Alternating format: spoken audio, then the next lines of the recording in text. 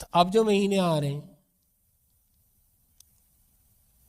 ٹھیک، تو اب یہ تینوں مہینے آگے پیچھے، رجب، شعبان اور رمضان، ٹھیک، تو یہ تینوں مہینے انتہائی متبرک ہیں.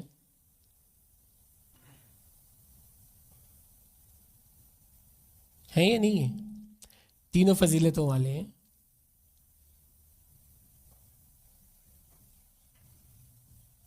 کہ رجب کس کا مہینہ ہے؟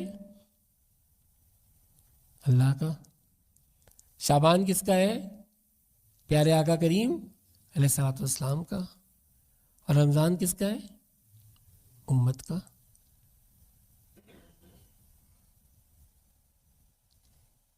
اب سرکار تو عالم صلی اللہ علیہ وسلم معصوم ہوتے ہوئے رجب سے اپنی کمر کو کس لیتے ہیں. کس چیز کے لیے؟ عبادت، ریاضت اور روزے کے لیے.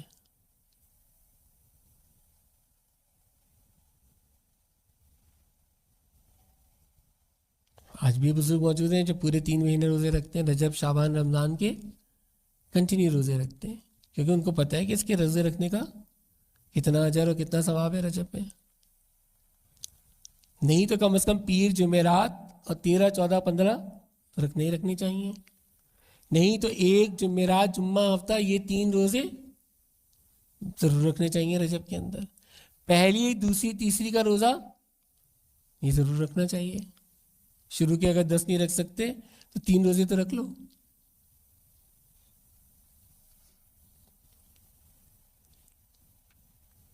اب وہ ہوگا یہ کہ عادت نہیں ہوگی، نیند ڈسٹرب ہوگی، پھر آفس جاؤں گا، وہاں سے واپس آؤں گا تو سر میں درد ہو جائے گا میرے. 36,000 وجوہات ہوتی ہیں جس کی وجہ سے سر میں درد ویسے ہی ہو جاتا ہے. تو اگر روزہ رکھنے کی وجہ سے ہو گیا تو کیا ہوگا؟ لیکن اگر تم نے عادت ڈالنا شروع کر دی اور تم اس عادت پہ چل پڑے تو پھر تمہارے لیے کوئی مسئلہ نہیں ہوگا کہ تم پیر کو بھی رکھو، جمعرات کو بھی رکھو، 13، 14، 15 یہ بھی کم از کم رکھو، نہیں تو 10 روزے یہ رکھو.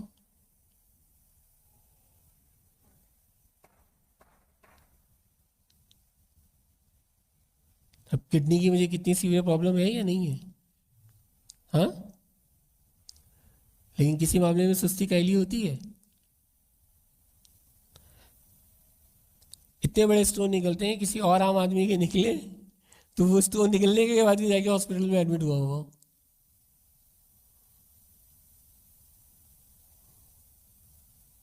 But now I became use to for that.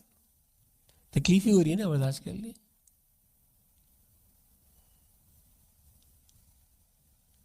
کیوں کہ اس تکلیف کے بدلے میں بھی وہ اجر، برداشت کرنے پہ، صبر کرنے پہ اجر ملے گا ہی نہیں ملے گا. ابھی جو لاسٹ نکلی میری وہ کتنے کی؟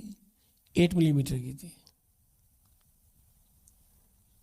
اب ڈاکٹر کے پاس میں گیا ہوں دکھانے کے لیے، شدید تکلیف تھی، میں نے رات کو سی ٹی اسکین کرایا، صبح میں ڈاکٹر کے پاس چلا گیا.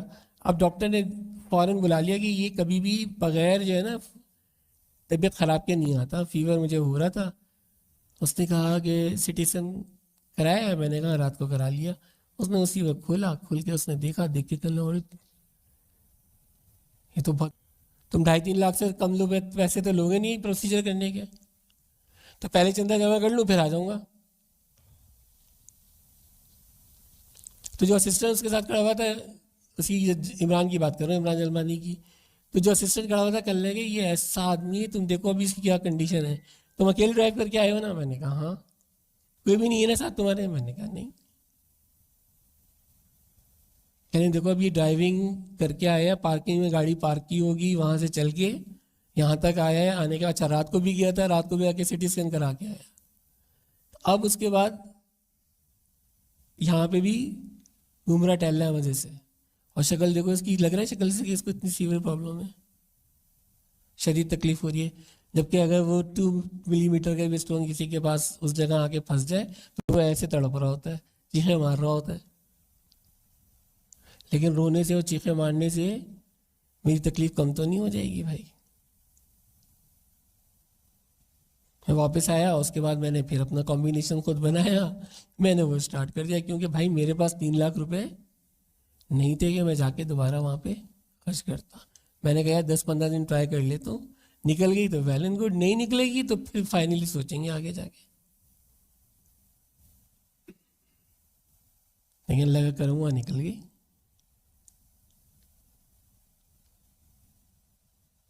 تو اب اپنے اندر قوت برداشت پیدا کرنا کس کے اختیار میں؟ آپ کے اپنے اندر اختیار میں ہے یا نہیں ہے؟ اسے سارے اختیار تمہیں دیے ہوئے،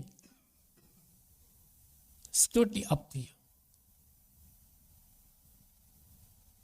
تم انکار نہیں کر سکتے کہ تمہارے پاس کوئی اختیار نہیں ہے. جو تمہارا دل چاہتا ہے وہ تم کرتے ہو یا نہیں کرتے، اور جو تمہارا دل نہیں چاہتا وہ نہیں کرتے. جہاں تمہاری انا بیچ میں آ جائے اور میں آ جائے، وہ کام کرتے ہو؟ نہیں کرتے.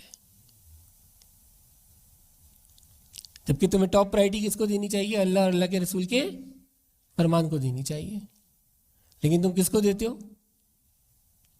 اپنی انا کو، اپنی میں کو. اب یہ جو ٹاپ پرائرٹی یہ چینج کرنی پڑے گی کہ ٹاپ پرائرٹی کس کو دینی ہے؟ اللہ اور اللہ کے رسول کے فرمان کو دینی ہے. کیونکہ بیعت کرتے وقت تم نے وعدہ یہی کیا ہے کہ اب زندگی کس پر گزاروں گا؟ اللہ اور اللہ کے رسول کے فرمان کے مطابق گزار رہے ہو. ابھی بھی کس کے اوپر گزار رہے ہو؟ اپنے نفس کی خواہش پہ گزار رہے ہو.